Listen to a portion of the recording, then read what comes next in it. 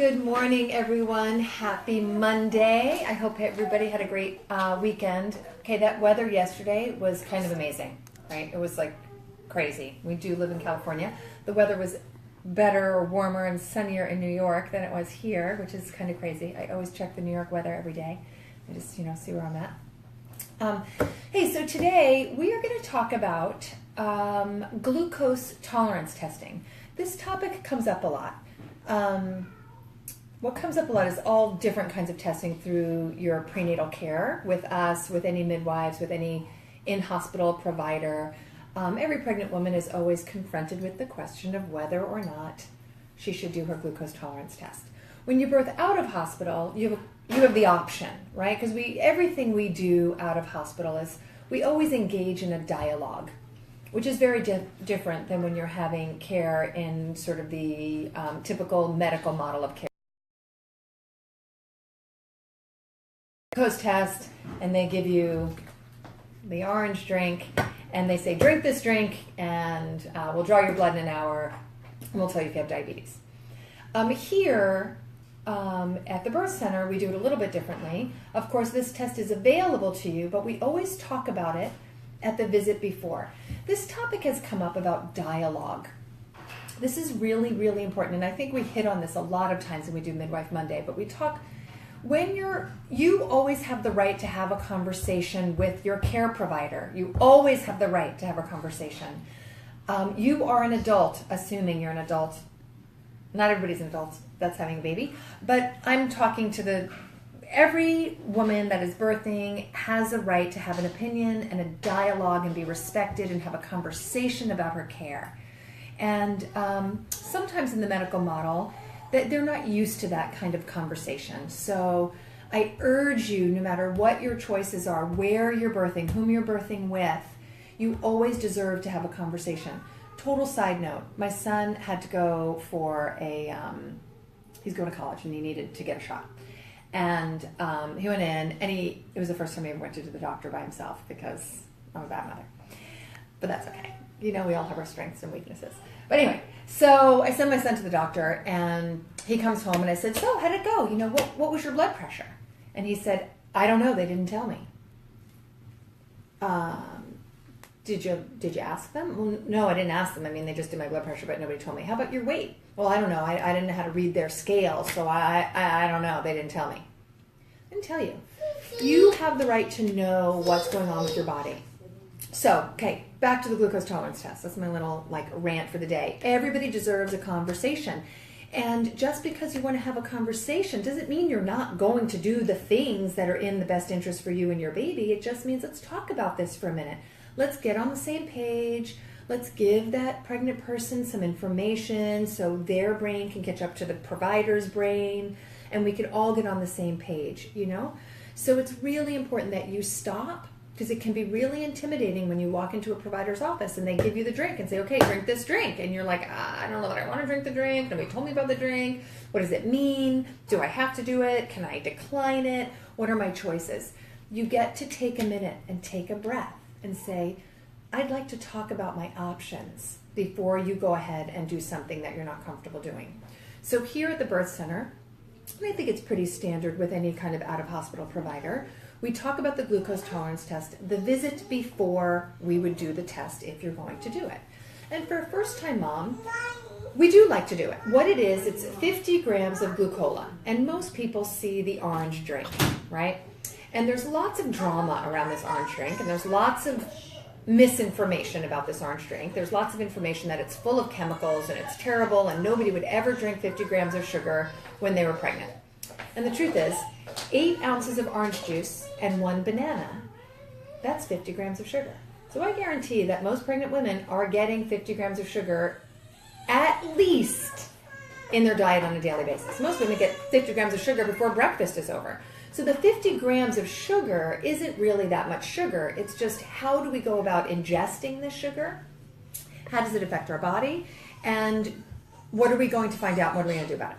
So for first-time moms, we all recommend that they drink the 50 grams of glucola because we have a mom here who actually is doing her 50 gram of glucola test. So she's waiting very patiently for me to draw her blood. And her toddler is not as patient. Not as patient with her right now. Yes. So, okay. So the 50 gram of glucola. The American College of Obstetrics and Gynecology, our protocol is that all women in their second trimester between 26 and 28 weeks are offered this glucose tolerance test. If you have a history, you have a first-degree family member, your mom, your sister, if they've had diabetes in their pregnancy, gestational diabetes, it's recommended that we do this test in your first trimester. Or if you have had a history of diabetes, it's recommended that we do it in the first trimester. But if you have no first-degree family member, you personally have no history of diabetes, we recommend that the test be done in the second trimester between 26 and 28 weeks. And you can see we have two lovely glucose tolerance tests here. We have an orange one, and we special order a clear one. And just so you know, we special order this brand at the SCV Birth Center. We special order this because we want to get the glucose that has the least amount of chemicals. Some of them have a great deal of chemicals and they're a little bit caustic and they kind of burn when you're drinking it. But I'm going to read the ingredients of this glucose tolerance test to sort of dispel the idea that it's full of chemicals, because it's really not full of chemicals. This one has glucose from corn. First it has water. Then it has D-glucose derived from corn. I guarantee you this is not non-GMO'd organic corn. This is GMO'd fake corn. And it has citric acid, and it has natural and artificial flavoring. That's all this has in it. Now, if you were to take a look at a juice box that one might give their kid, it's going to say juice from apples, citric acid, natural and artificial flavors. So it's not too dissimilar from this drink right here. This one here, the orange one, the only difference is it has food coloring in it. This one has red and yellow dye. So we do prefer to get the least amount of ingredients. So we do like this clear one. It's really hard to get. We special order it, and sometimes it takes months for us to be able to get it in. So we have both of them, but we use the clear one whenever possible. Some people want to know, well, I don't want to drink this glucose. I'm allergic to corn. I don't like the way I feel with sugar. What's an alternative? We used to say that you could do a food-based glucose tolerance test, but we've stopped doing that at the birth center because it is not an evidence-based protocol. And we used to say drink 8 ounces of orange juice and eat a banana, and 2 hours later we'll draw your blood. That's adequate, except there's no evidence to actually support that test. So we have pulled that from our protocol because I can't support it in the medical literature. But what I can support is if you decline this, you can decline the testing altogether, or you can do what's called capillary testing, and you get a glucometer. Oh, I should have had one out, but I don't. It's a glucometer. This little thing you go buy at any drugstore, and you poke your finger, and that's actually very diagnostic for diabetes. And so if you don't want to drink the drink, for 3 days, you wake up in the morning and you check your blood sugar first thing in the morning before you eat, and then you check it 1 hour after each meal, breakfast, lunch, dinner, and you check your glucose levels to see how your body is responding to sugar. And if those numbers are within normal range, we say, great, that is a diagnostic test. You don't have to drink the glucose, and you don't have diabetes. Likewise, if you do the glucose test that way with the capillary testing and you come up with high numbers, we're going to look at your diet. We're going to start analyzing what is it that you're eating. Are you eating enough? Are you eating too much sugar? Are you not eating enough protein? And then we're sort of going to be detectives and help figure out if we can get your blood sugars balanced. And if we can, you are what's considered a diet-controlled diabetic, and you can still have an out-of-hospital birth. Very, very rarely do we have women that are truly insulin resistant. And those are women that can't get their blood sugars under control, especially their fasting blood sugar. That's a really important number. So if they can't get that fasting number under control, and it doesn't happen very often here at the birth center, although it has happened, then you would most likely risk out of care. It's more appropriate to have your baby in the hospital because you have diabetes and you're probably going to need insulin. And we want to make sure that that baby is monitored when it's born, right? Make sure the baby's not growing too big. Large for gestational age is a complication of undiagnosed diabetes. Or diagnosed diabetes that's, insulin dependent. We want to make sure that our babies aren't growing too big because we want to be able to have a vaginal delivery. Also, once the baby's born, they no longer are in your body, right? So their blood sugars tank. So babies that are born from diabetic mothers really should be observed in the hospital and made sure that their blood sugars are stabilizing. And we don't do those things out of hospital. But what we do is we offer this glucose tolerance testing. First-time moms, we think it's a good idea because we don't know what your history is. We don't really know if you're going to develop diabetes. And we think the test is fairly benign. Agreed, it's not great. It has, certainly isn't a great test. You're generally not drinking 50 grams of straight up glucose. 8 ounces of orange juice in a banana, you're dealing with fructose and you have fiber and you're metabolizing that a little bit differently. But overall, our mothers tolerate the test pretty well. This is not a fasting test. So if you read in the lab book, it tells you how to do the test. The 50 gram of glucola, the 1 hour test, does not have to be a fasting glucose test. What we do here is we encourage you to eat protein. Protein a couple of hours, an hour before you come in. Then you drink the drink, so you're not drinking it on an empty stomach. And then 1 hour later, we draw your blood. And we're very specific. You want protein only. No bread, no corn, no beans, no carbs, no fruit juice, because all of that is sugar and is going to throw off your glucose test. So if you have a Jamba Juice and then you roll in here and you drink 50 grams of sugar, you've just now actually consumed about probably 200 grams of sugar. Or you have a latte from Starbucks with 4 pumps of whatever in it. You're going to have 200 grams of sugar on board and you're going to fail your glucose test.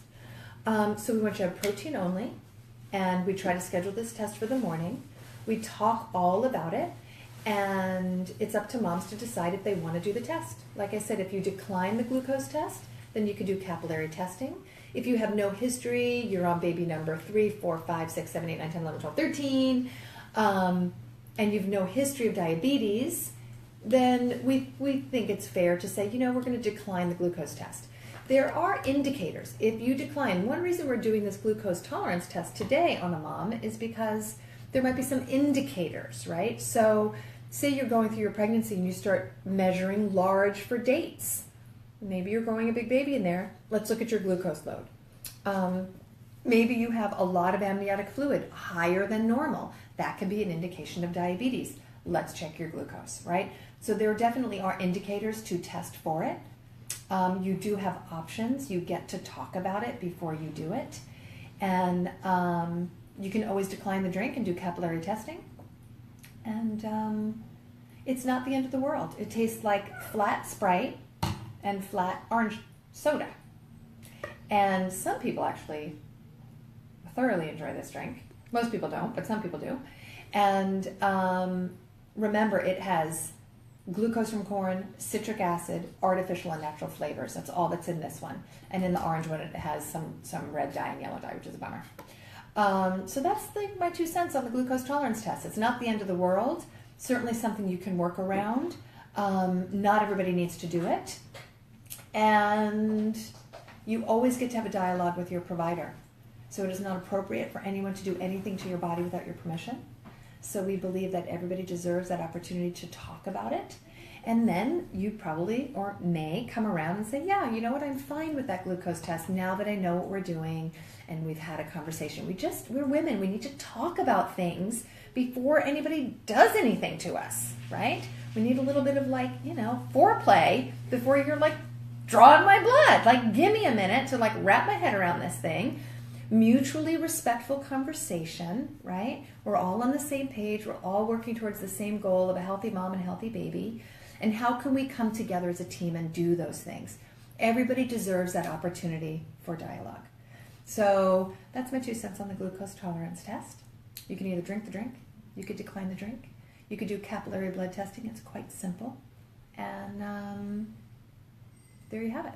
I hope that helps you guys. If you have any questions, of course, you can always go to our website, scbbirthcenter.com, follow us on Facebook, call the office, email us, and comment below, and we'll answer any of those questions.